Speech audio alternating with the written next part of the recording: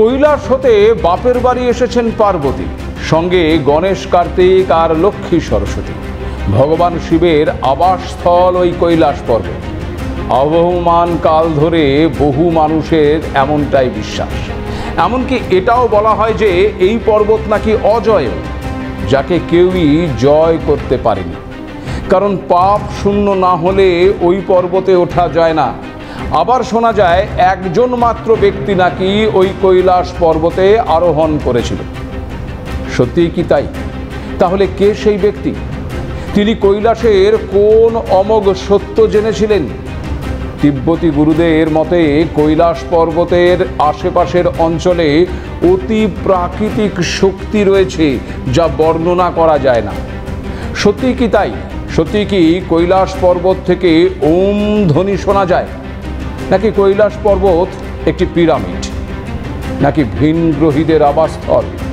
সেখান থেকে ফেরার পর কি সত্যিই বয়স বেড়ে যায়? এমন হাজারো প্রশ্নের রহস্যে ঘেরা বিখ্যাত ওই কৈলাস পর্বত। কিন্তু কোনটা সত্যি আর কোনটা মিথ? বিশ্বাসের আড়ালে অন্ধবিশ্বাস নাকি নেপথ্যে বিজ্ঞান যুক্তির খেলা? এই কৈলাসের আন্তর্জাতিক গুরুত্বই বা কতটা?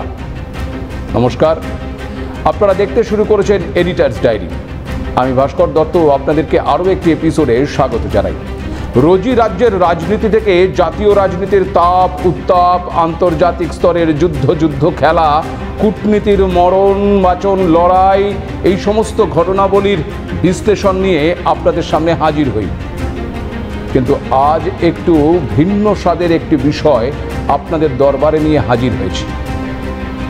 আজ আমরা একটু খুঁজে বের করবার চেষ্টা করব চির রহস্যে ঘেরা ওই কৈলাস পর্বতের বহু অজানা দিক। বাদবাকি বিশ্বাস অবিশ্বাসের ভার আপনাদের। দেখুন, বিভিন্ন ধর্মেই এই কৈলাস পর্বতকে মানুষের জন্য নিষিদ্ধ স্থান হিসেবে বর্ণনা করা হয়েছে। কিন্তু কেন নিষিদ্ধ? সেটাই হচ্ছে সবচেয়ে বড় প্রশ্ন। মানুষ যেখানে চাঁদে পৌঁছে গেছে, সেখানে কেন এই কৈলাস পর্বতের শিখরে ওঠা অসম্ভব? প্রথমে দেখা যাক পুরাণ কি বলছে। হিন্দু, বৌদ্ধ, জৈন ধর্মাবলম্বী মানুষদের কাছে অত্যন্ত পবিত্র এই কৈলাস পর্বত। সনাতন ধর্মাবলম্বীদের মতে কৈলাস শিবের আশ্রয়স্থল। এই বিষয়ে নানা কাহিনীও রয়েছে, সেই তত্ত্বে এখন গেলাম না। বেদে যেমন উল্লেখ করা হয়েছে কৈলাস পর্বত স্বর্গ এবং পৃথিবীর মধ্যে একটি সিঁড়ি, তবে পুরাণ বলছে এই কৈলাসে থেকেই দেবাদিদেব মহাদেব সৃষ্টি, ধ্বংস, সংহার, প্রলয় সমস্ত কিছুই নিয়ন্ত্রণ করে। আর বৌদ্ধদের কাছে কৈলাস পর্বত হল সৃষ্টির প্রাণ কেন্দ্র। বজ্রায়ন শাখার বৌদ্ধরা মনে করেন কৈলাসের শৃঙ্গে ধ্যানমগ্ন হয়ে রয়েছেন ধ্যানের দেবতা হেরুক চক্র সম্ভার। বজ্রযানী বৌদ্ধ ধর্মে কৈলাসকে মেরু পর্বত বলে উল্লেখ করা হয়েছে এবং মনে করা হয় যে এই মেরু পর্বতই বিশ্ব সংসারের কেন্দ্র। কৈলাসের পাদদেশে প্রতি বছরই বৌদ্ধেরা তীর্থযাত্রা করেন, কিন্তু তারা কখনই কেউই এই পর্বত আরোহণের কথা ভাবতে পারেনি। আবার তিব্বতের প্রাচীন বন ধর্মের অনুসারীরা মনে করেন এই কৈলাস শৃঙ্গ তাদের আকাশ দেবতা সিপাইমেনের আবাস। অন্যদিকে জৈন ধর্মের অনুসারীদের কাছেও অত্যন্ত পবিত্র এই শৃঙ্গ, কারণ প্রথম জৈন তীর্থঙ্কর ঋষভদেব নির্বাণ লাভ করেছিলেন ওই কৈলাস পর্বতে। অন্যদিকে যদি কৈলাসকে ভৌগোলিক বা ভূপ্রাকৃতিকভাবে দেখা যায়, তাহলে তিব্বত মালভূমি থেকে 22,000 ফুট ওপরে অবস্থিত এই কৈলাস পর্বত। কৈলাস পর্বতের উচ্চতা 21,778 ফুট। বিশ্বের সর্বোচ্চ শৃঙ্গ মাউন্ট এভারেস্টের তুলনায় যা বেশ খানিকটা কম। যদিও এভারেস্ট অনেকেই জয় করলেও কৈলাস আজও অজেয়। সমুদ্রপৃষ্ঠ থেকে 6,656 মিটার উচ্চতায় অবস্থিত এই পর্বত। এর পাদদেশে রয়েছে মানস সরোবর হ্রদ এবং রাক্ষসতাল হ্রদ। 14,950 ফুট ওপরে অবস্থিত মানস সরোবর বিশ্বের উচ্চতম মিষ্টি জলের হ্রদ। মানস সরোবর আবার মিষ্টি জলের হ্রদ হলেও তার ঠিক পাশে ওই রাক্ষসতাল লবণাক্ত জলের হ্রদ। এটি পৃথিবীর সর্বোচ্চ নোনা জলের হ্রদ এবং যার আকৃতি অনেকটা ওই চাঁদের মতো। এই দুটি হ্রদ আসলে ওই সূর্য এবং চন্দ্রের শক্তির প্রতিনিধিত্ব করে। যেখানে মানস সরোবরকে অত্যন্ত পবিত্র মনে করা হয়, অন্যদিকে আবার ওই রাক্ষসতালকে বলা হয় নেতিবাচক। আরও বলা হয় যত জোরেই হাওয়া দিক না কেন মানস সরোবরের জল সব সময়ই শান্ত থাকে, কিন্তু রাক্ষসতালের জল সবসময় অশান্ত থাকে। কৈলাস পর্বতের চারদিক থেকে 4টি নদীর উৎপত্তি হয়েছে: ব্রহ্মপুত্র, সিন্ধু, শতুদ্র এবং কর্ণালী। কৈলাস পর্বতের আকার অনেকটা আবার ওই পিরামিডের মতো, কিন্তু একে পৃথিবীর কেন্দ্র বলা হয়। এটি কসমিক অ্যাক্সিস বা ওই ওয়ার্ল্ড পিলার নামেও পরিচিত। আর সে কারণেই বিশ্বাস করা হয় যে কৈলাসেই স্বর্গ এসে এই পৃথিবীতে মিশেছে। তবে কৈলাস পর্বত অত্যন্ত দুর্গম অঞ্চলে অবস্থিত। পর্বতের চ্যালেঞ্জিং আকৃতি, প্রতিকূল আবহাওয়া এবং দূরবর্তী অবস্থান এটিকে কঠিন করে তুলেছে। কৈলাস পর্বতের খাড়া প্রতিসম ঢাল এবং বরফের শৈলশিরা এই পর্বতে আরোহণ করার জন্য খুবই প্রতিকূল এবং চ্যালেঞ্জিংও বটে। উচ্চ স্থানে অক্সিজেনের অভাবজনিত পরিবেশ বিপদের কারণ হতে পারে। কৈলাস পর্বতে আরোহণের অর্থ হল শূন্যের নিচে তাপমাত্রা, প্রবল বাতাস এবং হঠাৎ তুষার ঝড়ের সম্ভাবনার মুখোমুখি হওয়া। সে কারণেই কি কেউ আর ওই কৈলাস জয় করতে পারেনি? এটা কিন্তু একটা বিরাট বড় প্রশ্ন। তবে বিভিন্ন ধর্মে তার গুরুত্বের জন্যও যেন এই পর্বতে আরোহণের ব্যাপারে নিষেধাজ্ঞা আরোপিত হয়েছে। 1980 সালের আগে কাউকে এই পর্বতে আরোহণের আনুষ্ঠানিক অনুমতি দেওয়া হয়নি। যদিও তথ্য বলছে 1926 সালে কৈলাস শৃঙ্গে প্রথম প্রথাগত অভিযান চালানোর কথা ভেবেছিলেন আলমোড়ার ব্রিটিশ ডেপুটি কমিশনার এবং পর্বতারোহী হাগ রাটলেজ। সঙ্গে ছিলেন ভারতীয় সেনাবাহিনীর কর্নেল R.C. উইলসন। কিন্তু রাটলেজের আরোহণের পরিকল্পনা সম্পূর্ণ হয়নি। একজন শেরপাকে সঙ্গে নিয়ে উইলসন কৈলাস পর্বতের উত্তর ঢালে আরোহণের চেষ্টা করেছিলেন, কিন্তু একটি বড় বোল্ডারের কাছে পৌঁছানোর পরেই নাকি বদলে গিয়েছিল আবহাওয়া। বাতাসের ঝাপটায় কয়েক হাজার ফুট নিচে ছিটকে পড়ার উপক্রম হয়েছিল। সে যাত্রায় কোনো রকমে তড়িঘড়ি নিচে নেমে প্রাণে বাঁচেন তারা। তারপরেও একাধিকবার চেষ্টা করা হয়েছে। ওই একই ঘটনা ঘটতে থাকায় হাল ছেড়ে দিতে বাধ্য হয়েছিলেন উইলসন। রহস্যময় স্থানটি পার হবার সব চেষ্টা বিফলে গিয়েছিল। এরপর 1936 সালে ওই কৈলাস শৃঙ্গ আরোহণের চেষ্টা করেছিলেন অস্ট্রেলিয়ার পর্বতারোহী হারবার্ট টিচি। তবে মনে হয় ভয় নিয়ে শেষমেশ সেই সফর বাতিল করে দিয়েছিলেন তিনি। এরপর 1986 সালে প্রবাদ প্রতিম পর্বতারোহী ইতালির রেইনহোল্ড মেসনারকে কৈলাস শৃঙ্গে আরোহণ করার জন্য আমন্ত্রণ জানিয়েছিল চীন। কিন্তু দুবার ওই কৈলাস পরিক্রমার পর ধর্মীয় এবং আধ্যাত্মিক গুরুত্বকে বুঝে পত্রপাঠ সেই আমন্ত্রণ খারিজ করে দিয়েছিলেন তিনি। এরপর 1991 সালে জাপান এবং চীনের 17 জন বিজ্ঞানীকে এক বৈজ্ঞানিক অভিযানের নাম করে ওই কৈলাস আরোহণের আমন্ত্রণ জানিয়েছিল চীন। আর অবিশ্বাস্যভাবে পুরো দলটি সম্পূর্ণ নিশ্চিহ্ন হয়ে গিয়েছিল এক আচমকা ভয়ঙ্কর তুষার ধসের ফলে। এরপরেও থেমে থাকেনি চীন। 2001 সালে স্পেনের একটি দলকে ওই কৈলাস আরোহণের অনুমতি দিলে গর্জে উঠেছিলেন মেসনার। ফলে প্রবল জনরোষ এবং আন্তর্জাতিক চাপের সামনে পিছু হটেছিল চীন সরকার। পর্বতারোহীদের জন্য আইন করে বন্ধ করে দিয়েছিল ওই কৈলাসের দরজা। আর কৈলাস হয়ে গিয়েছিল পৃথিবীর একমাত্র পর্বত যা শৃঙ্গে আর কোনোদিন পা রাখা যাবে না। বিশ্বখ্যাত প্রবাদ প্রতিম মেসনার বলেছিলেন, কৈলাস শুধু একটি পর্বত নয়, এখানে এমন কিছু আছে যা মানুষের বোঝার বাইরে। কৈলাস নিয়ে গাইড এবং মালবাহকদের দাবি, কৈলাস পর্বতের গায়ে পা রাখা মাত্র শুরু হয় নানান অস্বাভাবিক কাণ্ড কারখানা। এক নিমেষে পাল্টে যায় সামনের পথ। হঠাৎ দেখা দেয় তুষার ফাটল, খাড়া দেওয়াল বা মিশকালো গিরিখাত, আগে থেকে যেগুলি ওই চোখে ধরা পড়ে না। তাই সঠিক পথে গেলেও বারবার ভুল পথ ধরেন তারা, আর সেই পথ তাদের নিয়ে গিয়েছে নিশ্চিত মৃত্যুর দিকে। কিন্তু শোনা যায় একজন আছেন যিনি এই কৈলাস পর্বত আরোহণ করেছিলেন।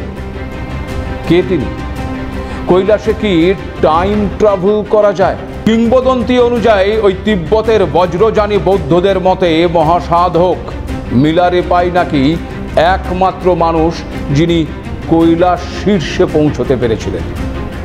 কিংবদন্তি অনুসারে একবার তিব্বতের প্রাচীন ধর্ম বনের অন্যতম ধর্মগুরু নারো বনচুংয়ের সঙ্গে মিলারেপার মধ্যে তুমুল তর্ক বিতর্ক শুরু হয়। এক পর্যায়ে মিলারেপা নারোকে কৈলাসে আরোহণের চ্যালেঞ্জ জানিয়ে বসেন। নারো ব্যর্থ হন, কিন্তু মিলারেপা কৈলাস শৃঙ্গে পৌঁছতে সফল হন। বলা হয় এই প্রতিযোগিতাটি শারীরিক আরোহণের নিয়ে নয়, বরং আধ্যাত্মিক দক্ষতার মাধ্যমে পাহাড়ের চূড়োয় পৌঁছানোর ক্ষমতা নিয়েছিল। কিন্তু সেখান থেকে ফেরার পর ওই মিলারেপা নাকি জানিয়েছিলেন কৈলাস পর্বত দেবতাদের আবাসস্থল, মানুষও যেন তাদের বিরক্ত না করে। তবে অন্য একটি মতে মিলারেপা জীবন্ত ফিরে আসলেও মানসিক ভারসাম্য হারিয়ে ফেলেছিলেন। আর কৈলাস পর্বতের শিখরে তিনি কি দেখেছেন বা সেখানে তার সঙ্গে কি ঘটেছিল তা আজও ওই রহস্য হয়েই থেকে গেছে। আবার অনেকের মতে ওই কৈলাস পর্বতের পাদদেশে অবস্থিত মানস সরোবরে যারা যান তারা ডমরু ধ্বনি শুনতে পান। কেউ কেউ দাবি করেছেন যে তারা রাতে কৈলাস পর্বতের কাছ থেকে অদ্ভুত ফিস ফিস আওয়াজ শুনতে পান। ডক্টর আর্নস্ট মুলদাসেভ তার বইতে অবশ্যই ঘটনার একটি ব্যাখ্যাও দিয়েছেন। তারা এই ঘটনার সাক্ষী ছিলেন। তার মতে এটা খুবই সম্ভব যে এখনো কিছু জীবিত প্রাণী ওই কৈলাস পর্বতের পিরামিডের ভেতরে বাস করে। এই পর্বতটি প্রাকৃতিক নয়, বরং এটি একটি মানুষের তৈরি বিশাল পিরামিড, যা কোনো প্রাচীন উন্নত সভ্যতারই নিদর্শন। রাতের বেলায় তারা নাকি দেখেছিলেন পর্বতের আশেপাশে নানা রঙের আলো জ্বলছে। তাহলে কি এখানেও সেই ভিনগ্রহী তত্ত্ব উঠে এসেছে? অনেকে বলেন কৈলাস পর্বত ভেতর থেকে ফাঁপা। কেউ কেউ আবার দাবি করেছেন ওম শব্দ ওই কৈলাস পর্বত থেকে আসে। কোনো বিজ্ঞানী আবার দাবি করেছেন যে এই শব্দ আসলে বরফ গলার আওয়াজ। বলা হয় যখন শব্দ আর আলো মিলিত হয় তখনই নাকি ওই ওম শব্দটি উৎপন্ন হয়। বিজ্ঞানীদের অনুমান কৈলাস পর্বতের চূড়াটি আসলে একটি মনুষ্য সৃষ্ট ভ্যাকুয়াম পিরামিড এবং এটি 100টিরও বেশি ছোট পিরামিড দিয়ে বেষ্টিত। প্রাথমিক অনুমান অনুযায়ী পিরামিড কমপ্লেক্সের উচ্চতা 100 থেকে 1800 মিটারের মধ্যে। সেখানে মিশরীয় পিরামিডের উচ্চতা মাত্র 146 মিটার। আবার ভৌগোলিক অবস্থানের দিক থেকে এর বিশেষত্বও রয়েছে, কারণ ইংল্যান্ডে স্টোনহেঞ্জ থেকে এর দূরত্ব 6666 কিলোমিটার, যা কৈলাস থেকে উত্তর মেরুর দূরত্বও বটে। আবার কৈলাস থেকে দক্ষিণ মেরুর দূরত্ব 13,332 কিলোমিটার, যা আবার ওই উত্তর মেরু বা স্টোনহেঞ্জের দূরত্বর ঠিক দ্বিগুণ। তিন দিক থেকে দেখলে কৈলাস পর্বতের গায়ে ওম প্রতীক আছে বলে মনে হয়। বিজ্ঞান বলছে পাহাড়ের চূড়া থেকে বিশাল বরফের গর্ত এবং অনুভূমিক শিলা গঠনের ভূপ্রাকৃতিক কারণে এরূপ আকৃতি তৈরি হয়েছে। পিরামিড আকৃতির কৈলাস পর্বতের 4টি ঢাল কম্পাসের 4টি দিকের দিকে মুখ করে রয়েছে। এ পর্বতের 4টি মুখ, 4টি দিক, যেমন উত্তর, দক্ষিণ, পূর্ব এবং পশ্চিম দিকে মুখ করে আছে। ধর্মীয় বিশ্বাস মতে এই পর্বত তার ওই 4টি দিক থেকে বিভিন্ন ধরনের শক্তি নির্গত করে। আবার অন্যদিকে 2015 সালে নতুন গবেষণায় দেখা গেছে এই কৈলাসের আশেপাশের পাথরগুলো থেকে এক অস্বাভাবিক শক্তিশালী ইলেকট্রোম্যাগনেটিক এনার্জি নির্গত হচ্ছে, যার ব্যাখ্যা এখনো কোনো পদার্থবিজ্ঞান দিতে পারেনি। নাসা বলছে কৈলাস অঞ্চলে পৃথিবীর সাধারণ মানের চেয়ে 3000 থেকে 8000 ন্যানো টেসলা বেশি চৌম্বক শক্তি রয়েছে। এই অতিরিক্ত চৌম্বক বলই নাকি মহাকর্ষের আচরণ পর্যন্ত বদলে দেয়। বিজ্ঞানীদের মতে ওই কৈলাস পর্বতের নিচে হয়তো কোনো গভীর গুহা বা সুপ্ত আগ্নেয়গিরি লুকিয়ে আছে। সে কারণেই কি কৈলাসের এমন অদ্ভুত চরিত্র? কারণ এও জানা যায় যে যারা এখানে ওঠার চেষ্টা করেন তাদের শরীরে অদ্ভুত পরিবর্তন ঘটে। চুল, নখ দ্রুত বাড়ে, ত্বকে পরিবর্তন আসে, এমনকি তারা বয়স্ক হয়ে যাবার অনুভূতি পান। এই অদ্ভুত অবস্থানের জন্য অতিরিক্ত ইউভি রশ্মি ত্বকের ক্ষতি করে, কোষ পুনর্গঠনও দ্রুত হয়। অক্সিজেনের ঘাটতিতে শরীরে দ্রুত ক্ষয় হয়। চৌম্বক ক্ষেত্রের প্রভাব শরীরের হরমোনের ভারসাম্য নষ্ট করে দেয়। এর সত্যতা যাচাই করতে কয়েকজন সাইবেরিয়ান পর্বতারোহী কৈলাস পর্বতে আরোহণ করেছিলেন। সঙ্গে সঙ্গে তাদের বয়স নাকি কয়েক দশক বেড়ে গিয়েছিল। আজও এই ঘটনা রহস্যের মধ্যেই রয়েছে। অনেক গবেষক আবার মনে করেন কৈলাসের চারিপাশে সময়ের প্রবাহ যেন একটু ভিন্নভাবে চলে। একে বলা হয় ওই টাইম ডাইলেশন। তবে এই কৈলাস কিন্তু পৃথিবীর কেন্দ্র নয়। দক্ষিণ এবং মধ্য এশিয়ার ভূরাজনৈতিক ভারসাম্যের কেন্দ্রবিন্দু হিসেবেও বিবেচিত এটি। ভারতের জন্য এটি শুধুমাত্র ওই ধর্মীয় পবিত্র স্থান নয়, সামরিক দিক থেকেও এটি সংবেদনশীল করিডর। কারণ এটি ভারতের উত্তর সীমান্তে চীনের সঙ্গে সংযোগের অন্যতম উচ্চতম পয়েন্ট। এই করিডোর দিয়েই ভারত কৈলাস মানস সরোবরের যাত্রা পরিচালনা করে এবং উত্তরাখণ্ডের সীমান্তে সেনা মোতায়েন নিয়ন্ত্রণ করে। একই সঙ্গে কৈলাসের দক্ষিণে অবস্থিত লিপু লেক পাস ভারতের সীমান্ত প্রতিরক্ষার দিক থেকে অত্যন্ত সংবেদনশীল। চীনের দৃষ্টিতে কৈলাস একটি কৌশলগত উচ্চভূমি। তিব্বত অঞ্চলকে তারা বহু বছর ধরেই সামরিক ঘাঁটিতে রূপান্তর করেছে। কৈলাস পর্বতের আশেপাশে থাকা এলাকাগুলো চীনের সেনাবাহিনীর নজরদারির আওতায় থাকে। এখান থেকে তারা ভারত এবং নেপালের সীমান্তের সব কিছুই নজরদারি করতে পারে। 2020 সালে ওই গালওয়ান সংঘর্ষের পর থেকে চীন তার পশ্চিম তিব্বতের সামরিক উপস্থিতি আরও জোরদার করেছে এবং এই কৈলাস অঞ্চল তার একটি গুরুত্বপূর্ণ পর্যবেক্ষণ কেন্দ্রও বটে। সাম্প্রতিককালে চীন তিব্বতে সামরিক কাঠামো বৃদ্ধি করেছে। ফলে কৈলাস অঞ্চল এখন ভারত চীন সীমান্ত উত্তেজনার কেন্দ্রবিন্দু। ভারতও বিআরওর মাধ্যমে ওই লিপু লেক পর্যন্ত রাস্তা তৈরি করে কৌশলগত উপস্থিতি বাড়িয়েছে। তাই কৈলাস এখন ধর্ম ও রাজনীতির সংমিশ্রণে এক ভূরাজনৈতিক প্রতীক। তাছাড়া কৈলাস পর্বত থেকে উৎপন্ন 4টি নদীর ওপর ভারত, নেপাল, বাংলাদেশ এবং পাকিস্তানের জীবন জীবিকা নির্ভর করে। ফলে কৈলাসের জলসম্পদ গোটা অঞ্চলের জল নিরাপত্তা এবং পরিবেশগত ভারসাম্যের মূল চাবিকাঠিও বটে। তাই সব দিক থেকেই কৈলাসের গুরুত্ব অপরিসীম, একথা বলাই যায়। তবে কৈলাস পর্বত আজও এক রহস্যময় কুহেলিকা, যে কুহেলিকা শত শত বছর ধরে মানুষের আকর্ষণের কেন্দ্রবিন্দু হলেও অপরিসীম রহস্যের কখনোই উন্মোচন ঘটেনি।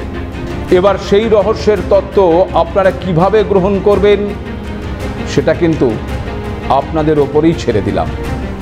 আজ এ পর্যন্তই। নমস্কার।